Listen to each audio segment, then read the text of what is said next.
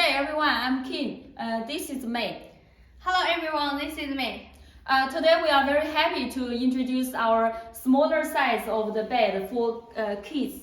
For this bed, the total size is 120 centimeters long and 70 centimeters wide. Very suitable for the small babies.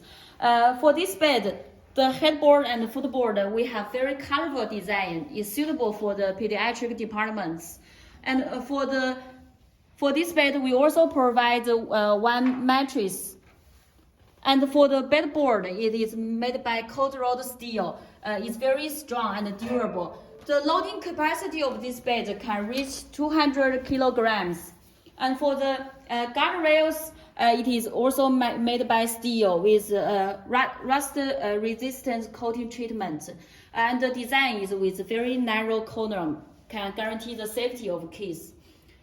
Also for this guardrail, the height can be adjusted. Now we will show you. It can be lifted up very easily, like this. Very strong. And if you want to put it down, just operate like this to pull it and put it down. For this bed, the four casters are medical class with brake, but it's diagonal brake design. Also, in our standard package, we provide one IV pole.